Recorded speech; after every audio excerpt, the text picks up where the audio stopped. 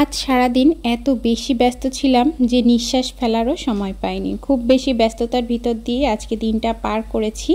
কি করেছি না করেছি সবকিছুই তো আপনাদের সাথে শেয়ার করব। আর এই তো সকাল সকাল উঠেই আমি আপনাদেরকে দেখিয়ে দিলাম আমার সুন্দর গাঁদা ফুল গাছে কত সুন্দর ফুল ধরেছে। মাশাআল্লাহ। আসসালামু আলাইকুম। কেমন আছেন আপনারা সবাই? আশা করছি আপনারা সবাই খুব ভালো আছেন। আলহামদুলিল্লাহ আমরাও না বেশ আছি। আর প্রত্যেক দিনের মতো এই তো সকাল থেকেই আপনাদের সাথে ভিডিওটা শুরু করছি। আশা করছি আপনাদের খুব ভালো লাগবে। খুব ভোরে মানে সকাল সকাল উঠেই আমি এই যে আপনাদের ভাইয়ের জন্য খাবার রেডি করছি। আমিও একটু খেয়ে নেব। তো ওকে ভাত দিয়ে দেব। ডিম ভাজি করতেছি টমেটো দিয়ে। আর টমেটো দিয়ে ডিম ভাজি তো বেশ ভালোই লাগে, তবে উল্টাতে একটু প্রবলেম হয়ে যায় এই আর কি। আর আমি একটু শুধু ডিম ভাজিটাই খেয়ে নেব, যেহেতু টমেটো দিয়ে করেছি। আর কিছু খাবো না। আর দেখি যদি সময় পাই তাহলে আমি একটু চা কফি কিছু একটা খেয়ে নেব এই আর কি। তো এদিক থেকে আমি ডিম ভাজি করতেছিলাম আপনাদের ভাইয়ের জন্য, আর ওদিক থেকে আপনাদের ভাইয়াকেও আমি ডেকে দিয়ে আসছি ওঠার জন্য আর কি। আজকে একটু বাইরে কাজ আছে, যার কারণে একটু খুব তাড়ার ভিতরে ছিলাম। এদিক থেকে আমার ব্যাংক কার্ডটার মেয়াদ একদমই শেষ, তো সে কারণে একটু ব্যাংকেও যেতে হবে। আর অন্যান্য বিভিন্ন কাগজপত্রের কাজ আজকে ছিল, এ কারণে একটু বাইরে যাব। আর যেহেতু বাইরে যাব বলা তো যায় না কখন আসবো না আসবো, কতক্ষণ সময় ওইখানে লাগবে। তো এই কারণে আর কি, যেহেতু ছোট বাচ্চার ঘর, সকাল সকাল উঠেই আমি সব যা আজকে রান্না বান্না করব সেগুলো চিন্তা করেছি যে তরিতরকারি সব কিছু একদম কেটে রেখে সুন্দর করে যাব, শুধু আসলে যেন আমি চুলায় চাপাতে পারি। আমার প্রিয় আপু ভাইদেরকে একটা পুরনো কথা স্মরণ করিয়ে দেই। এই তো আপনারা যারা আমার ভিডিওটা দেখা শুরু করেছেন কিন্তু একটা লাইক দিতে ভুলে গিয়েছেন, আপনারা চাইলেই কিন্তু একটা লাইক দিয়ে আমার ভিডিওটা দেখা শুরু করতে পারেন। আপনার একটা লাইক কিন্তু আমার ভিডিওটাকে অনেক মানুষের কাছে পৌঁছে দিতে পারে। এদিক থেকে এই তো আমি দুপুরের জন্য একটু বরবটি ভাজি করব। তো আপনাদের ভাইয়া গতদিন যে বরবটি নিয়ে এসেছিল, তো সেই বরবটিটাই আর কি ফ্রিজ থেকে বের করে নিয়েছি। তো দেখলাম যে এটাকে ভাজি করে ফেলি, বেশি দিন আর কি রাখা যাবে না। তো এই কারণে বরবটিটা আমি একটু আলু দিয়ে তারপরে ভাজি করব। আর ওদিক থেকে এই যে মানে 2 আঁটি বরবটি আনছিল, তো 1 আঁটি বরবটি আমি আবার উঠিয়ে রাখলাম, কারণ 2 আঁটি বরবটি লাগবে না, এই কারণেই আর কি। আর এই তো এদিক থেকে পটলও বের করে নিয়েছি। পটলটাও রান্না করব আজকে। জানেন তো এই যে ধরেন এত তাড়াহুড়ার ভিতরে আমি কাজগুলো কমপ্লিট করতেছি, এদিক থেকে রাতে আপনাদের ভাইয়ার আবার বায়না হয়েছে সে চালের রুটি খাবে। আর তার থেকেও বড় কথা, যেহেতু খেতে চেয়েছে, তো অনেক দিন ধরেই সে বলছিল যে চালের রুটি দিয়ে গরুর মাংস খাবে, তবে আমি আসলে সুযোগ করে উঠতে পারছিলাম না, এ কারণেই আর কি ওকে বানিয়েও খাওয়াতে পারছিলাম না। তবে আজকে চিন্তা করেছি যে যত কষ্টই হোক আজকে আমি ওকে আর কি বানিয়ে খাওয়াবো, কারণ যেহেতু এখানে তো আসলে আমি ছাড়া ওর কেউ নেই, ওর আবদারগুলো পূরণ করার তো আমারই দরকার। আর হ্যাঁ, বাসায় যদি থাকতাম, মানে দেশের বাড়ির কথা বলছি, যদি আমার শ্বশুর বাড়ি থাকতাম তাহলে তো আমার শাশুড়ি ছেলে বলার সাথে সাথেই সেগুলো রেডি করে দিত। তো এখন যেহেতু নেই, তার মনেও যেন সেই আক্ষেপটা না থাকে, এটা তো আমি চেষ্টা করি সবসময়, তবে আসলে জানি না কতটুকু করে উঠতে পারি। সে যাই হোক, এরপর এই তো এদিক থেকে আমার তরিতরকারি সব কিছু কিন্তু কাটা হয়ে গিয়েছে। এই তো বরবটি আলু কেটে আমি একটু ধুয়ে পানি দিয়ে ভিজিয়ে রাখলাম, কারণ যেহেতু রান্না করতে আমার একটু লেট হবে, না হলে এই যে আলুগুলো আবার কালচে কালচে হয়ে যাবে, এই কারণে। আর এই তো পটল দিয়ে একটু আলু দিয়ে করব।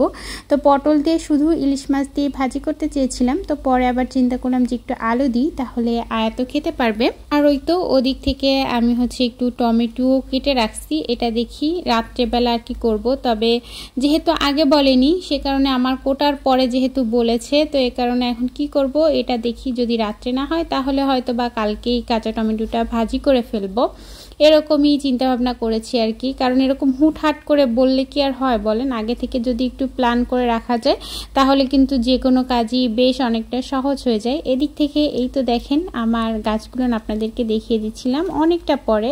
আর কি হয়েছে জানেন তো, গতকাল বিকেলবেলা আপনাদের ভাইয়া এই যে এরকম আর কি জালের মতো করে, মানে এটাকে কি যেন বলে আমি আসলে ভুলে গিয়েছি, দিয়েছে যাতে আর কি গাছগুলো বেয়ে উঠতে পারে। মাশাআল্লাহ খুব সুন্দর হয়েছে কিন্তু। আর এই তো এদিক থেকে এই যে আমার বেগুন গাছে আর ভেন্ডি গাছেও জানেন তো একটা ভেন্ডি ধরেছে। তো একটা ভেন্ডি দিয়ে কি করব, পরে আপনাদের ভাইয়ে বলল যে আরে ভাতে দিয়ে খেয়ে ফেলো বা কোনো একটা তরকারির পাশে দিয়ে দিও।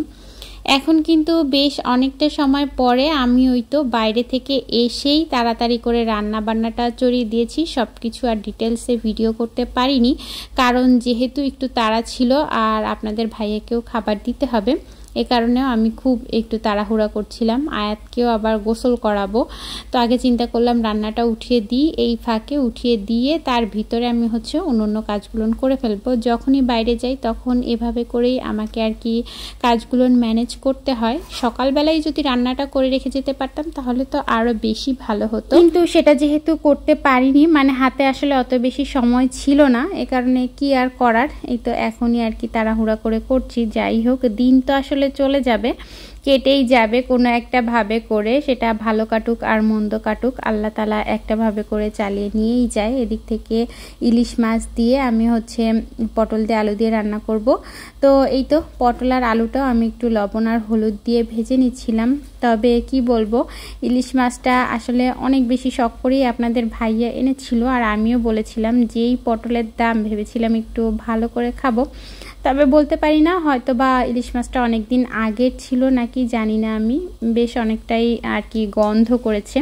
বেশ ভালো করে কিন্তু আমি লবণ দিয়ে ধুয়ে নিয়েছিলাম, কিন্তু তারপরও জানি না কেন এমন করলো, অন্য কোনো সময় কিন্তু এরকমটা পাইনি। এখন আমি আমার প্রিয় আপুদের কিছু কমেন্ট পড়ব। বাংলাদেশি মম মায়া পেজ থেকে আপু কমেন্ট করেছিল, ঈদ মোবারক, সব কিছু মিলিয়ে ভিডিওটা মাশাআল্লাহ অনেক অনেক ভালো লেগেছে আপু তোমাকেও জানাই অসংখ্য ধন্যবাদ, তুমি যে তোমার মূল্যবান সময় দিয়ে আমার ভিডিওটা দেখেছো।